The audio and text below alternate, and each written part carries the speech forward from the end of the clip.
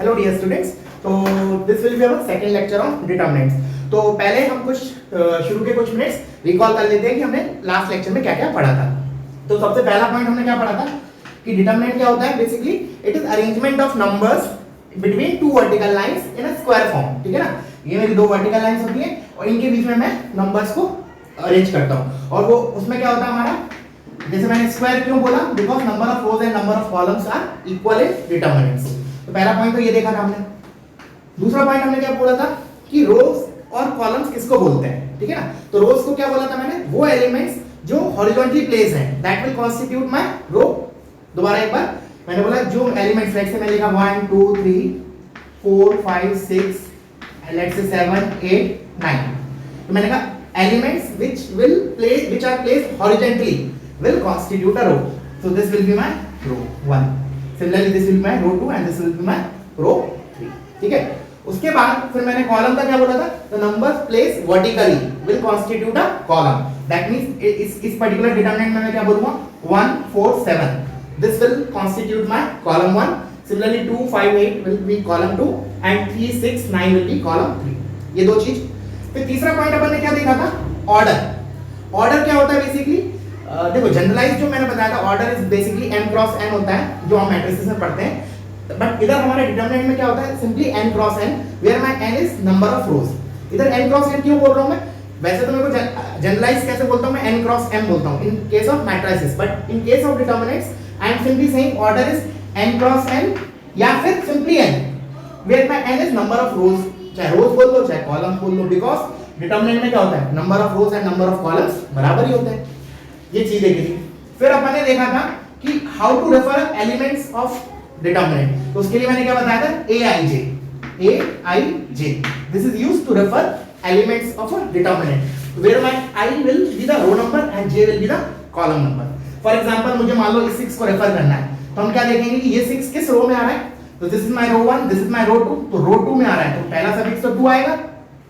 And this 6 is in which column? Column 3. Column 1, column 2 and column 3. So this will be A, 2, 3.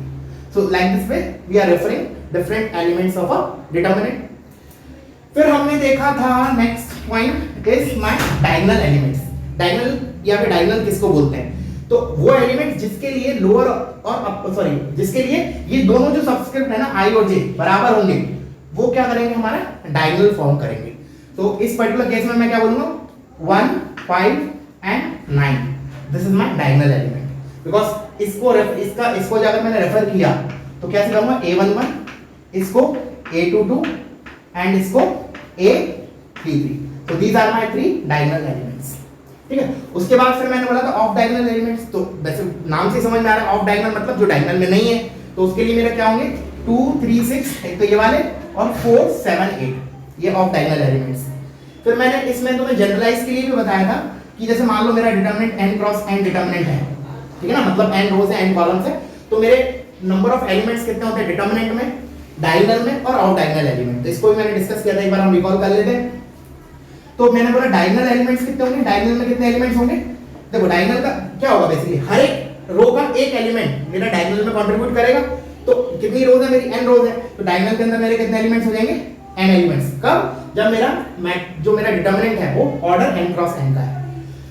फिर अगर diagonal में n है और मुझे पता है टोटल कितने होते हैं हमारे, टोटल कितने होते हैं n स्क्वायर। n स्क्वायर कहां से आ गया, हर एक रो में n एलिमेंट्स हैं और मेरी ऐसी n रोज हैं, तो n plus n plus n plus n times कर लो या फिर डायरेक्टली बोल दो n इनटू n। तो अब मेरा ऑफ डायगोनल एलिमेंट कितने हो गए, of diagonal elements this is simply n square minus n। ठीक है ना, एक चीज ये देखी थी। उसके बाद हमने देखा था, रब कर देता हूं, उसके बाद अपन ने देखा था क्या बोलते हैं सिमेट्रिक एलिमेंट्स या फिर कॉन्जुगेट एलिमेंट्स। तो इसके लिए मैंने क्या बोला था aij and aj are called conjugate elements. और इनमें क्या खासियत होती है, बेसिकली ये सिमेट्रिकली प्लेस होते हैं डायगोनल के रिस्पेक्ट में। For example this 2 and this 4 are conjugate of each other, because ये 2 को अगर मैंने रेफर किया तो this is what a first row second column a12 and this 4 is what a second row first column a21। So these two are my symmetric elements या conjugate elements बोल देते हैं। उसके बाद फिर हमने देखा था माइनर और कोफैक्टर के बारे में। तो एक बार देखते हैं क्या था हमारा माइनर। माइनर को कैसे बोला था मैंने, किसी भी एलिमेंट का माइनर क्या होगा, जैसे फॉर एग्जांपल लेट्स से मेरे पास ये है 1 2 3 मैं सेम डिटरमिनेंट ले रहा हूं 4 5 6 7 8 9। Let's say this is my determinant of order 3 cross 3। तो मैंने बोला कि ये जो लेट्स से ये एलिमेंट है 1, इसका माइनर क्या होगा, तो कैसे निकालेंगे, ये जो 1 है जिस रो और कॉलम में आ रहा है उस रो और कॉलम को हटाएंगे हम, तो I will eliminate this row and this column, what I left out is this 5 6 8 9। So this is what my minor of element 1। ये मेरा क्या होगा 5 6 8 9 इज माइनर ऑफ एलिमेंट 1। फिर उसके बाद हमने देखा था अपना कोफैक्टर। कोफैक्टर को मैंने कैसे डिफाइन किया था, इट इज -1 की power i plus j into mij, ठीक है ना। और mij क्या था मेरा माइनर, cij क्या था, इस कोफैक्टर को हम किससे डिनोट करते हैं, cij। तो कोफैक्टर इज -1 की power i plus j into minor of that element, ठीक है ना। तो ये हमने कोफैक्टर और माइनर के बारे में देखा था। उसके बाद लास्टली हमने क्या देखा था, हाउ टू वैल्यूएट डिटरमिनेंट्स। उसमें फिर पहले मैंने 2 क्रॉस 2 लिया था, फिर 3 क्रॉस 3 लिया था, और फिर हम जनरलाइज बता देंगे n क्रॉस n के लिए। तो पहले हम 2 क्रॉस 2 के लिए देख लेते हैं, evaluate how to evaluate determinant. तो उसके लिए मैंने क्या बोला, लेट्स से ये मेरा element a b c d, this is my 2 cross 2 determinant, because उसमें 2 रो है 2 कॉलम है। तो इसका डेल्टा, इसकी वैल्यू कितनी होती है, delta is equal to this into this minus this into this, तो ad माइनस bc। अच्छा, फिर मैंने अपन ने 3 क्रॉस 3 का, तो 3 क्रॉस 3 के लिए लेट्स से मैं ऐसे लिख रहा हूं a11 a12 a13, फिर a21 a22 a23 a31 a32 a33। This is my 3 cross 3 determinant. इसको कैसे इवैल्यूएट करेंगे हम, a11, this is my a11, फिर क्या बताया था मैंने, इनटू कोफैक्टर ऑफ दिस। तो कोफैक्टर क्या होगा, क्या बताया था मैंने, cofactor this into this minus this into this, वो तो माइनर होता है, बट हम एक और चीज करते हैं -1 की power i plus j। But इस पर्टिकुलर एलिमेंट के लिए i प्लस j क्या होगा, इवन होगा, तो हमारा सिंपली इधर क्या आ जाएगा +1, मतलब पॉजिटिव रहेगा, और ये आ जाएगा a22 into a33 minus a32 into a23, ठीक है। उसके बाद फिर a1 को हम किसी भी रो के इवैल्यूएट कर सकते हैं। तो लेट्स से मैं रो 1 के थ्रू कर रहा हूं, तो a11 ले लिया मैंने, फिर आएगा a12 की बारी। अब a12 जो है मेरा, उसके लिए i प्लस j क्या होगा, ऑड होगा, 1 + 2 3 होगा, तो इधर क्या आएगा मेरा माइनस a12 इनटू अगेन क्या आएगा, ये कॉलम हट गया, ये रो हट गई, तो a21 into a33 a21 into a33 minus a31 into a23, got it. उसके बाद लास्टली a13, तो प्लस का आएगा a13, क्यों प्लस का आएगा, बिकॉज a13 के लिए हमारा जो i प्लस j है वो क्या आ रहा है, इवन आ रहा है। सो दिस विल बी, ये गया, we are left out with a21 into a32 minus a31 into a23। just a second, let me close the door।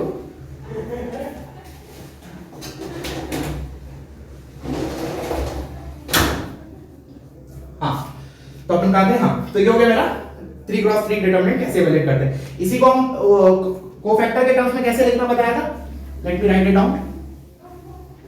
This is a11, a11 into, ये बेसिकली क्या है हमारा cofactor of that element, तो c11 plus a12 into cofactor of a12, तो -1 के साथ include करके इसको, ये तो माइनर है, और -1 के साथ इंक्लूड करके वो कोफैक्टर बन गया, तो ये हो जाएगा c12 and lastly plus a13 into c13। This is what my delta. ये मैंने कैसे इवैल्यूएट किया, with respect to row 1, but we can evaluate with respect to row 2 also, row 3 also, column 1 column 2 column 3, हम किसी भी रो या column के through evaluate कर सकते हैं। Final value will remain the same, दिखने में अलग अलग लगेगा। जैसे फॉर एग्जांपल मान लो मैं अब कॉलम 2 की तरह इवैल्यूएट करना चाह रहा हूं, तो क्या लिखूं, कॉलम 2 के लिए a12 इनटू c12 इसका कोफैक्टर प्लस a22 इंटू इसका cofactor C22 plus A32 into इसका कोफैक्टर C32। That's it. अभी दिखने में अलग अलग लग रहा है बट मैंने क्या बोला, final value will remain the same. Get it? तो इतना अपन ने देख लिया ना। अब मैं क्या कर रहा हूं, इसको जनरलाइज कर देता हूं n क्रॉस n के लिए। अब से अभी तक जो अपन ने देखा वो अपन ने लास्ट क्लास में पढ़ लिया था।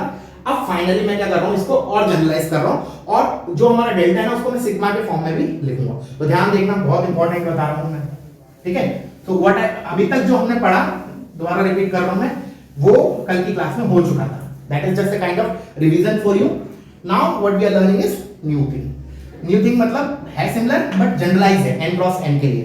तो मैं n क्रॉस n ले रहा हूं, तो मैं एलिमेंट्स ऐसे रेफर कर रहा हूं, a11 a12 a13 and so on a1n, ठीक है ना? फर्स्ट ये पहला सफिक्स 1 है ना हर एक में, फर्स्ट रो का एलिमेंट है वो सारे। फिर इधर आएगा a second row first column, second row second column, second row third column and so on a2n, then a31 a32 a33 and so on a3n। ऐसे बढ़ते जाऊंगा, लास्ट में क्या आ जाएगा an1। चलो ऊपर लिख लेते, थोड़ा जगह कम रहेगी। तो ये हो गया मेरा an1 an2 and so on an। ये मेरा हो गया n क्रॉस n डिटरमिनेंट, ठीक है? चल अब हम इसका लिखते हैं डिटरमिनेंट का वैल्यू। मैं सिग्मा के फॉर्म में भी लिखूंगा, पहले एक्सपेंड करके लिख रहा हूं फिर उसका सिग्मा के फॉर्म में। देखना ध्यान से, बहुत जनरलाइज करने वाले हैं हम।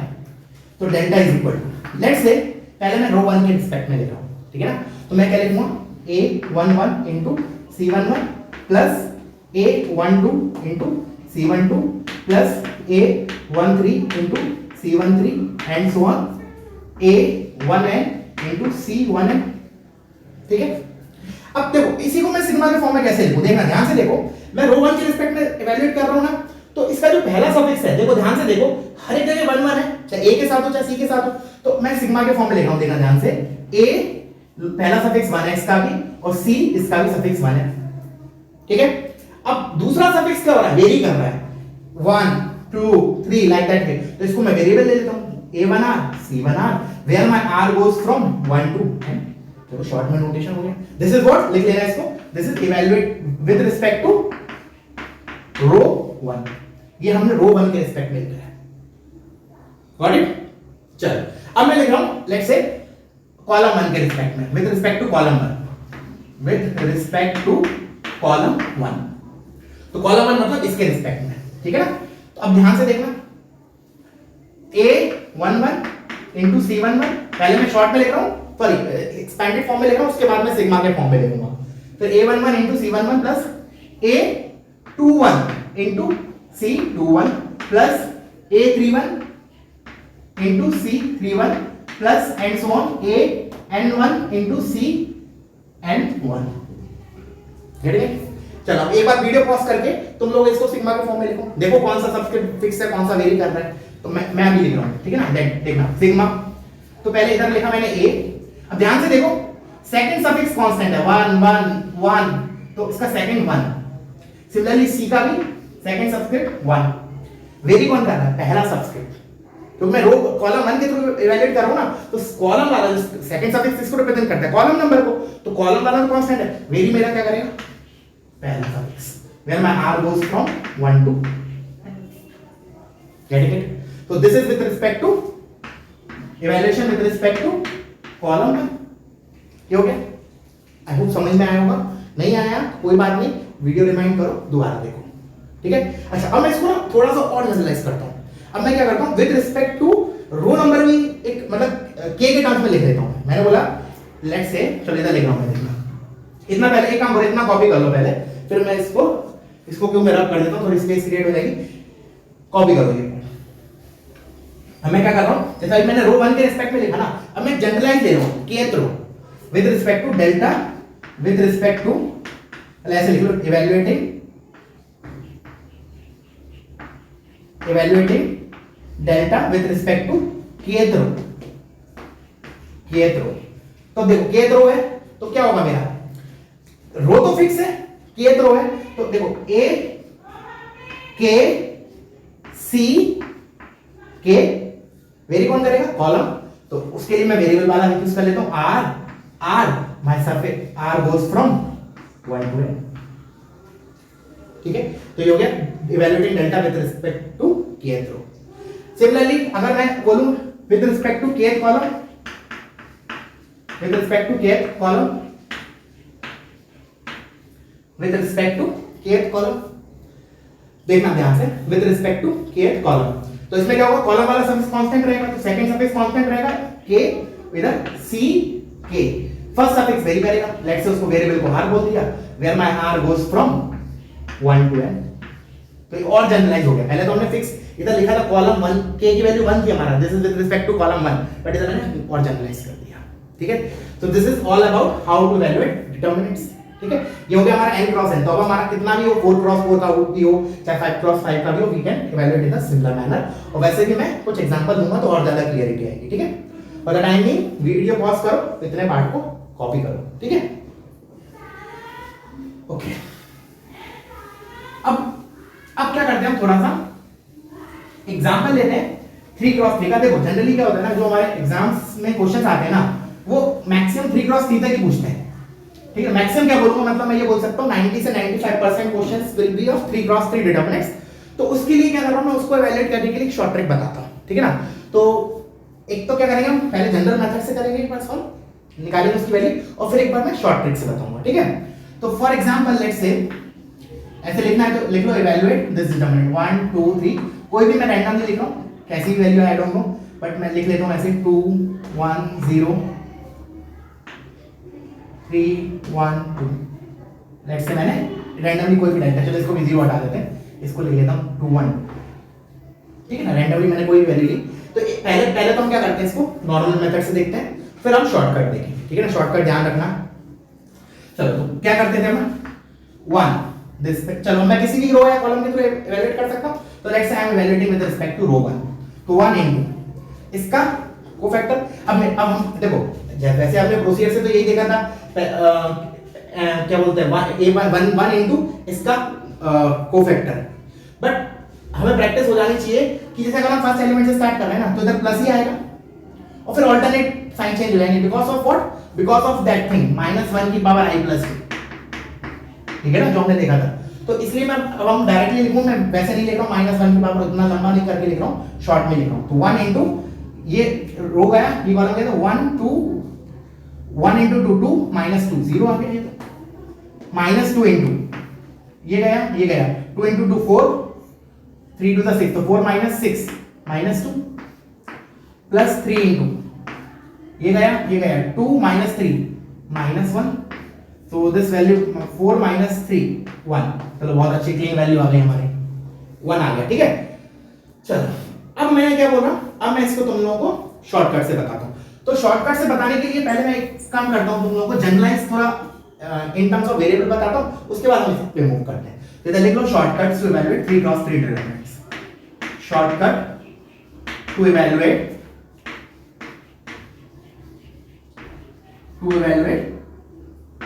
3 क्रॉस 3 डिटरमिनेंट्स,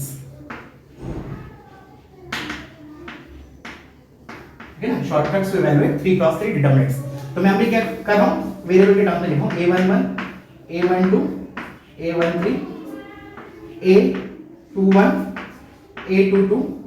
अभी देखने में तुम्हें ऐसा लगेगा कि बहुत लेंथी हो रहा है, but once you practice it is easier than the conventional method, a32 a33, let's say ये लिखा, ठीक है ना। तो हमें क्या करना है, सबसे पहले इन दो कॉलम्स को इधर उठा के रखना, पहले तो मैं लाइन हटा रहा हूं, ठीक है ना। अब मैं ट्रिक बता रहा हूं, तुम्हें ध्यान से देखो, तो मैं ये दो एलिमेंट्स इसके आगे लिख रहा हूं, a11 a12, फिर ये हो गया a21 a22, और ये दो एलिमेंट्स इसको उठा के रख दिए a31 a32, ठीक है। अब देखना ध्यान से मैं क्या कर रहा हूं, देखना मैं इस पे लाइन लिखूंगा, एक लाइन, एक मिनट रुकना, हाँ ठीक है, ये दूसरी लाइन, ये तीसरी लाइन।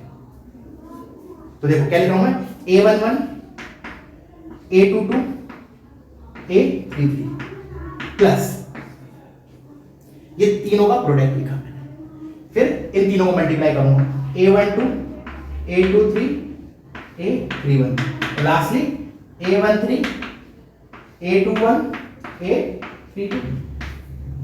अब माइनस वाले देखते हैं, माइनस एक साथ लिख रहा हूं।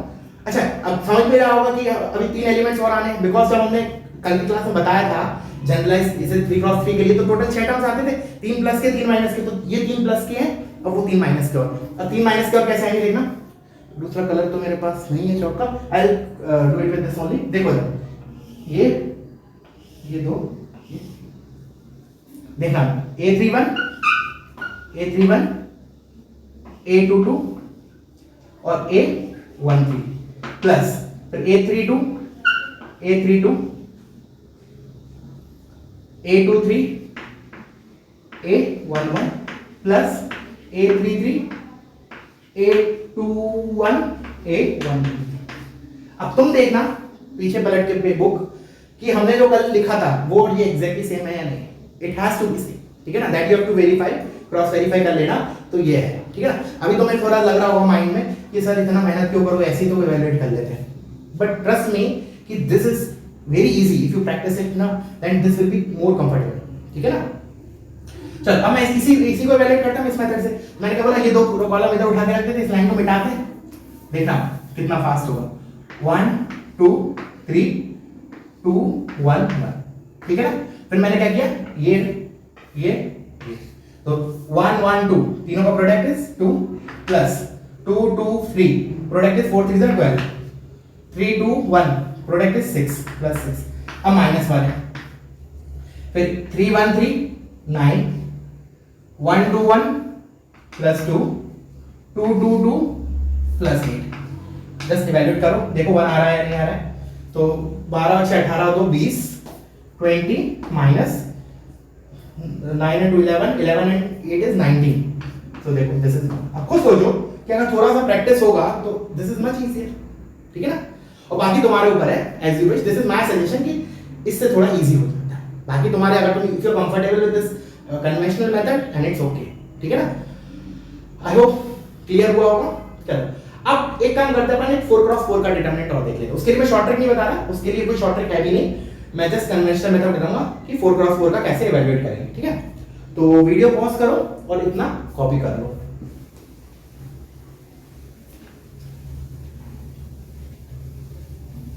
और जैसे मैंने बोला भी था, this is a easy chapter और बोर्ड में भी है, ठीक है ना।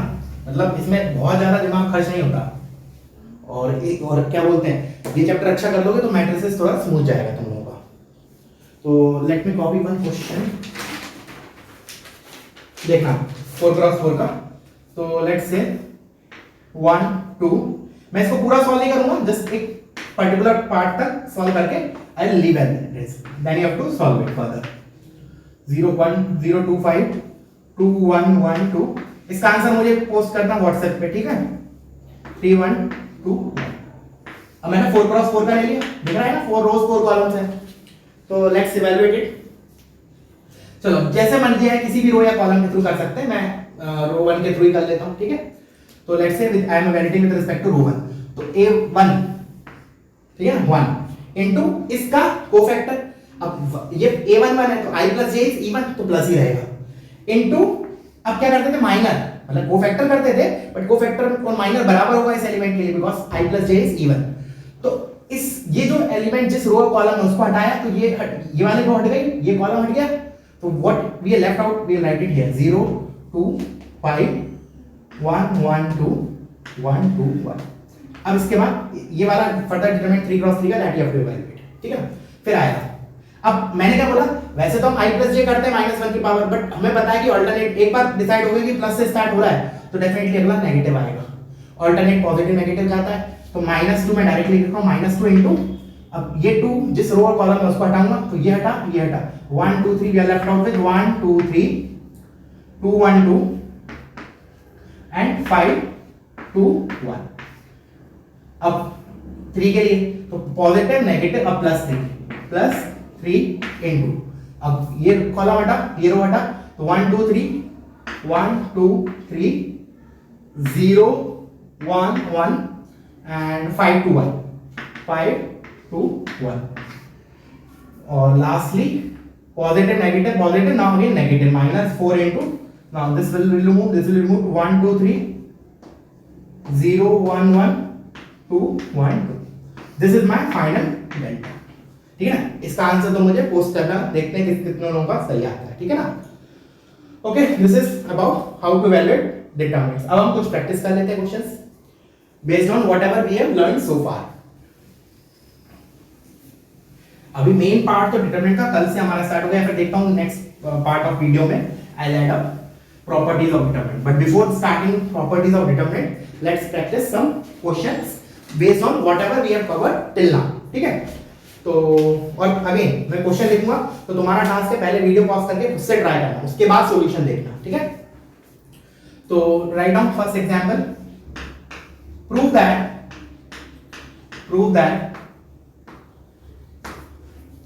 the determinant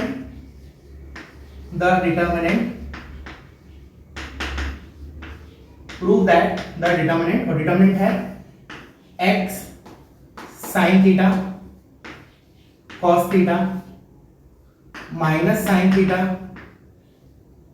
minus x 1 cos theta 1 x.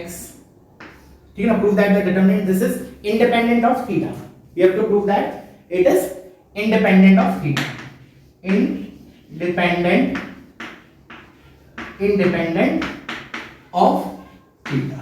ठीक है ना. तो वीडियो पॉज करो, पहले एक बार खुद से ट्राई करो.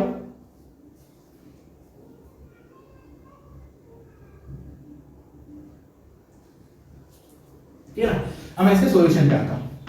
तो 3x3 क्या है, हम शॉर्टकट भी यूज कर सकते हैं और नहीं तो नॉर्मल कन्वेंशनल मेथड से करते हैं. एक काम करता हूं, तुम लोग शॉर्टकट से करो, अगर जिसने कर लिया हो तो अच्छी बात है, नहीं किया हो तो एक बार शॉर्टकट से भी करो, मैं कन्वेंशनल अप्रोच से करता हूं. तो x इनटू रो 1 के थ्रू इवैल्यूएट कर रहा हूं. ठीक है ना. रो 1 के थ्रू तो x इनटू ये गया तो माइनस एक्स स्क्वायर माइनस 1, फिर माइनस साइन थीटा, ये गया minus x sine theta minus x sine theta minus sine theta minus cos square theta minus cos square theta और lastly plus cos theta plus का cos theta into ये column गया, ये row गया, तो minus sine theta plus x cos theta minus sine theta plus x cos theta. So this is my delta. We have to show that this is independent of theta. तो हो सकता है कुछ cut पिट रहा हो, देखते हैं, फर्दर सॉल्व करते हैं. तो this is minus x cube minus x, this is minus x sin square theta and this is plus sin theta into cos square theta and this is minus sin theta cos theta and this is plus x cos square theta. Okay, कुछ तो गड़बड़ हो रहा है, just a second. Minus minus he plus हो गया, plus x sine square theta. और एक चीज और गड़बड़ क्या है, माइनस, जस्ट अ सेकेंड, एक मिनट. माइनस साइन मैंने किसके थ्रू किया, एक्स इनटू ये गया minus x square minus 1, perfect. This is minus sine theta into ये गया minus x sine theta minus cos square theta. Okay, let it be. And finally cos theta to minus sin theta minus x cos theta. तो my x sin square theta plus x square theta, x common लेके ये minus x से cancel out हो गया. And इधर कुछ गड़बड़ हो रहा है. I have to verify question सही कॉपी किया है या नहीं. Let me check it again. x sin theta cos theta minus sin theta minus x 1 cos theta 1x. Question तो सही किया है एक्चुअली, ये तो नाम कैंसिल नहीं हो रहा है, बिकॉज़ थोड़ा सा फर्क आ रहा है. sin theta cos theta is minus sin theta cos theta. Okay, एक बार और चेक कर लेते हैं. x sin theta cos theta minus sin theta minus x 1 cos theta 1x. Question तो सही लिखा है. x into minus x square minus 1, यहां तक कोई दिक्कत नहीं है. Minus sin theta into minus x sin theta minus cos square theta, ये भी सही है. And lastly cos theta into minus sine theta plus x cos theta. Okay, इसके लिए मेरे को इधर माइनस साइन स्क्वायर थीटा होना था और ये plus cos theta sine square theta. Okay whatever, मैं देखता हूँ उसको, तुम देखना अगर कुछ कैलकुलेशन में से कैलकुलेशन मिस्टेक तो दिख नहीं रहा, इसी में कुछ मिस्टेक होगा। वैसे क्या हो रहा है, ये दोनों टर्म्स कैंसिल हो जाते हैं and we are left out with simply -x, ठीक है ना। एक बार देख लेता हूं मैं लेक्चर के बाद, ठीक है, क्या मिस्टेक है इसमें, मतलब कैलकुलेशन मिस्टेक है या प्रिंटिंग कुछ मिस्टेक हो रहा है, ठीक है। हम फर्दर क्वेश्चन पे मूव करते हैं, कॉपी कर लेना। अच्छा एक चीज और इसके बारे में इंपॉर्टेंट बताना, जैसे इस टाइप के क्वेश्चन आते हैं ना तुम्हारे, prove that this is independent of theta, तो अभी तो मैंने प्रूव दैट के फॉर्म में लिखा है, ऑब्जेक्टिव में कैसे आएगा कि ये दे देगा और फिर चार ऑप्शन दे देगा। लेट्स से पहला ऑप्शन दे दिया it is independent of theta, फिर सेकंड ऑप्शन दे दिया it is independent of x, third option दे दिया it is independent of x and theta both, और फिर फोर्थ दे दिया नन ऑफ दिस, तो we have to take it is independent of theta. अच्छा एक तो ये मैंने बोला कि सिंपलीफाई किया हमने, सब्जेक्टिव अप्रोच से प्रूव किया, finally we are left out with -x3, ठीक है। अब मैंने बोला ऑब्जेक्टिव अप्रोच क्या हो सकती है इसकी, देखो ऑब्जेक्टिव अप्रोच थोड़ी सी, मतलब मैं ये नहीं बोलूंगा 100% बेनिफिशियल है, बट फिर भी काफी हद तक हमारा काम चल जाएगा। क्या है कि जैसे फॉर हम जैसे मान लो हम पूरा सिंपलीफाई नहीं करना चाह रहे, हम क्या करेंगे, हम थीटा की कोई दो वैल्यू रखेंगे, सुनना ध्यान से सुनना, थीटा की कोई दो वैल्यू रखी, लेट्स से 0 डिग्री और 60 डिग्री व्हाटएवर। अब देखना दो चीजें हो सकती हैं, या तो वो दोनों बराबर है या अलग अलग आ जाए डिटरमिनेंट की वैल्यू। क्या बोला दोबारा कि दो थीटा लिए मैंने, let's say theta 1 and theta 2, उन दोनों पे डेल्टा को निकाला एंड दो पॉसिबिलिटी, या तो वो दोनों सेम आएंगी या अलग आएंगी। अगर वो अलग आए, सुनना ध्यान से, अगर वो दोनों वैल्यूज अलग आए थीटा 1 और थीटा 2 पे इस डिटरमिनेंट की वैल्यू, तो पक्की बात है कि this is dependent on theta. सुनना ध्यान से, this is dependent on theta because हमने थीटा की दो अलग अलग वैल्यू डाली और अलग अलग वैल्यू आ रही है डिटरमिनेंट की, तो of course it is dependent on theta. दूसरी चीज, दूसरे जगह क्या होगा कि हो सकता है वो बराबर आ जाए, तो अगर बराबर आता है मान लो थीटा 1 और थीटा 2 पे इस डिटरमिनेंट की वैल्यू, तो हम 100% तो नहीं बोल सकते कि it is independent of theta. The reason is, हो सकता है लकीली मैंने ऐसे दो थीटा डाले हों, केवल उन्हीं दो थीटा पे इसकी वैल्यू सेम आ रही है, बाकी जगह अलग आ रही है। तो हाँ ये है कि अगर डिफरेंट आई थीटा 1 और थीटा 2 वैल्यू डालने पे अगर डेल्टा की वैल्यू डिफरेंट है, तो पक्की बात है कि it is dependent on theta.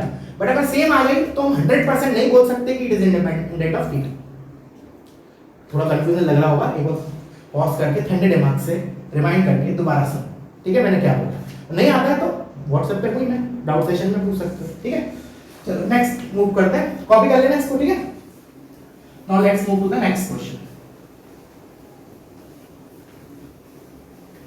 वो देखना माइनस का कहां मिस्टेक हो रहा है, ठीक है ना, वो कैंसिल क्यों नहीं हो रहे थे मुझे बताना, ठीक है ना। Your task is to tell कि उधर गलती क्या है। चलो नेक्स्ट देखो, if a, b, c belongs to positive real number r plus, then find number of real roots of the equation, then find number of real roots of the equation, then find number of real roots of the equation। अब equation भी delta के form में दे रखी, determinant because हम chapter determinant पढ़ रहे हैं, minus c x a b minus a x and this is equal to 0, ठीक है ना। खुद से करो ट्राई वीडियो पॉज करके, और again you can do with since it is 3x3, तो you can use either short trick और you can use conventional method. तो मैं कन्वेंशनल मेथड से जा रहा हूं, you can use short trick also. So let's evaluate this x into ये गया x² plus a² minus c into ये गया तो माइनस cx माइनस ab, और ये हो गया हमारा माइनस b इंटू ac और minus bx equals to 0। Now let's collect the terms. अच्छा दिख भी रहा है जैसे, चलो कर देता हूँ पूरा, x³ प्लस xa² माइनस ये होगा प्लस xc², जैसे minus ab into minus c plus abc और ये माइनस abc, ये तो कैंसिल हो जाएगा, माइनस abc हो जाएगा plus xb² equals to 0। Now what, abc gets cancelled out, from the remaining part you can take x common, what you left out with is x² plus a² plus b² plus c² equals to 0, ठीक है। तो अब मैं क्या बोलूंगा, देखो अब ABC इसमें पॉजिटिव रियल नंबर दे रखा है, तो x square plus a square plus b square plus c square ये तो कभी जीरो होने से रहा, तो क्या होगा x is equal to zero is the only solution. तो इसने क्या बोला है, number of real roots, number of real root is 1 and that is x is equal to 0। ठीक है, तो इसके नंबर ऑफ रियल रूट इस इक्वेशन के एक आएंगे एंड द रूट इज 0। ठीक है ना। अच्छा एक मिनट इमेजिनरी में निकाल लेते हैं। चलो इमेजिनरी रूट्स क्या होंगे, वो इससे आएंगे।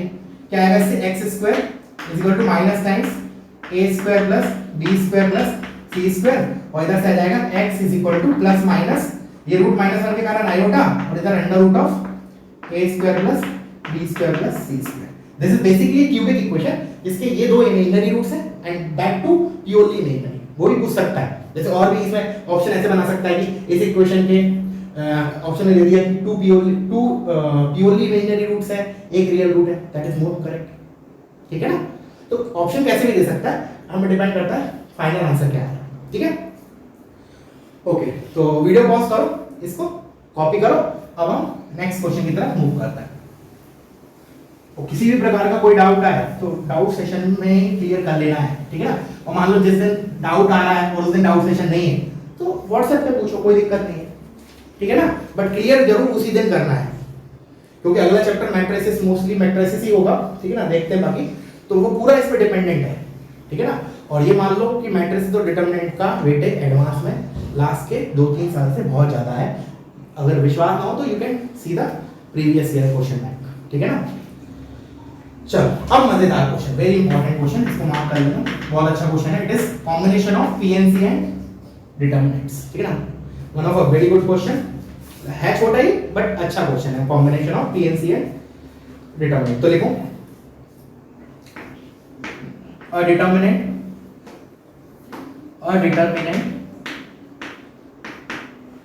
of second order मतलब 2 cross 2 of second order is made with the elements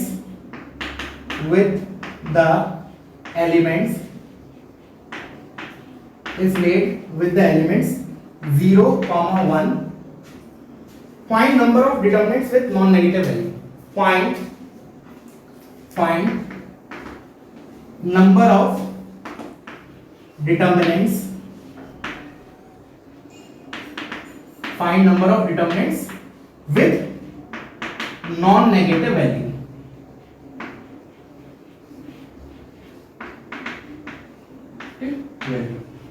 ठीक है, वीडियो पॉज करो और पक्का खुद से ट्राई करो इसको, यू हैव टू ट्राई। ठीक है ना, यू मस्ट ट्राई।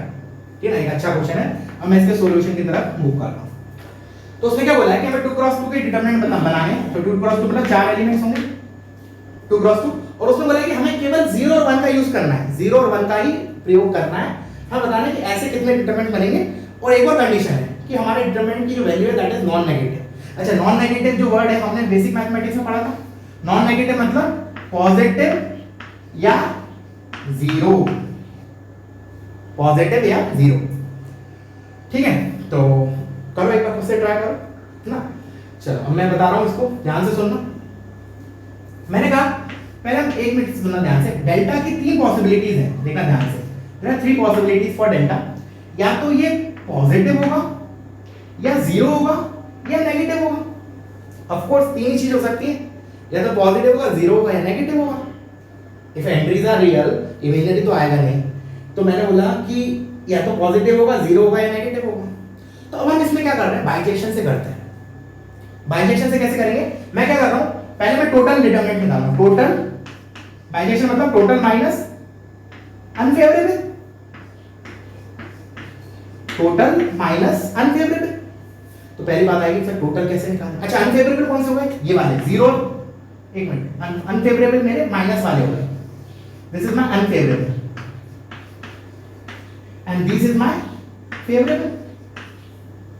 फेवरेबल निकालना मुझे, तो मैं क्या कर रहा हूं, total minus unfavourable.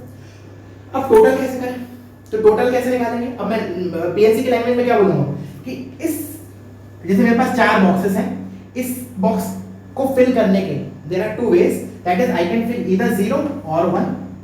Similarly here also I can fill 0 or 1, here also 0 1, here also 0 1. मतलब इसको भरने के दो तरीके, इसको भरने के दो तरीके, इसको भरने के दो तरीके एंड इसको भरने के दो तरीके। एंड सिंस इसमें क्या भरा है, इसको इससे कोई मतलब नहीं है, hence these four events are independent, we can multiply, so total number of ways will be my 2 into 2 into 2 into 2, that is 2 raised to 4, that is further 16। ये तो हो गए मेरे total number of possible determinants of order 2 cross 2 that can be formed with the elements 0 and 1। क्या बोला मैंने, total number of determinants of order 2 cross 2 that can be formed with the elements 0 and 1। Clear है? चलो अब आते हैं unfavourable. ये है बहुत इंटरेस्टिंग कहानी। अनफेवरेबल, अनफेवरेबल मतलब मैंने क्या बोला है, मार्क किया नेगेटिव वाला। अच्छा अब मैं पहले मैं एलिमेंट बता रहा हूं कि ये तो 1 1 होना ही चाहिए, तुम सोचना मैं ऐसा क्यों बोल रहा हूं, ठीक है ना। मैंने बोला कि इस डिटरमिनेंट को नेगेटिव होने के लिए ये दो एलिमेंट्स है ना, लेट्स से चलो हाँ ये दो एलिमेंट्स है ना, इन दोनों को 1 होना ही होना है 100%। these two elements has to be 1 1, 100% these two elements has to be 1 1। ये कुछ भी हो सकता है, पहले सोचो वीडियो पॉज करके, मैं इसका एक्सप्लेनेशन दे रहा हूं अभी। मैंने बोला ये और ये वाला जो एलिमेंट है, these two elements has to be 1, these two elements has to be 1, these two can be anything, ठीक है। तो अब एक काम करता हूं मैं इसका एक्सप्लेनेशन देता हूं, पहले तुम लोग सोच लो जैसा भी सोच पा रहे हो, ठीक है। तो मैं ऐसे ले रहा हूं A B C D, ठीक है। तो मैंने बोला, अभी मैंने क्या बोला, B prove that B and C are 1 1, ये तो पक्की बात है कि B और C 1 1 होंगे ही होंगे। अब मैं क्या कर रहा हूं देखना ध्यान से, मैं इसको डेल्टा लिख रहा हूं, 2 क्रॉस 2 का कैसे लिखते हैं, AD minus BC, AD minus BC। अच्छा अब देखो A और D जो है, B और C जो है, ये सब 0 और 1 के कॉम्बिनेशन से आ रहे हैं, तो इन दोनों का प्रोडक्ट क्या होगा, या तो 0 होगा या 1 होगा। सिमिलरली इन दोनों का प्रोडक्ट क्या होगा, या तो 0 होगा या 1 होगा। अब मैंने बोला कि ये 0 1 है, ये भी 0 और 1 है, तो ऑफ कोर्स इस पूरे को नेगेटिव होने के लिए क्या होना पड़ेगा, this has to be 1। मैंने बोला ये 0 और 1 है एंड ये भी 0 और 1 है, तो मैंने कहा ओवरऑल नेगेटिव होने के लिए क्या होना पड़ेगा, ये चाहे 1 ले ले चाहे 0 ले ले, अगर ये 1 ले लिया ना तो वैसे काम नहीं होगा। B और C, मैंने बोला कि ये जो नंबर है ना B और C का product, it has to be 1, then only I will get delta negative. अच्छा B और C का प्रोडक्ट 1 होना चाहिए एंड B और C जो है वो इट कैन टेक वैल्यू इधर 0 और 1। तो मैंने बोला कि B और C को दोनों को इंडिविजुअली 1 1 होना पड़ेगा, तो मेरे को क्या आया वहां से कि ये तो दो एलिमेंट्स जो है ये तो 1 1 ही है, ठीक है, ये दोनों एलिमेंट्स 1 1 ही है। अब ये तो 1 1 हो गया, तो ये तो मेरा फिक्स हो गया 1। अब ये नेगेटिव कब आएगा, जब ये मेरा 0 A into D। अब A into D 0 कब होगा, अब देयर आर 3 पॉसिबिलिटीज, कैसे कैसे देखना, या तो ये 0 दोनों 0 हो जाए, या ये 0 ये 1, या ये 1 ये 0।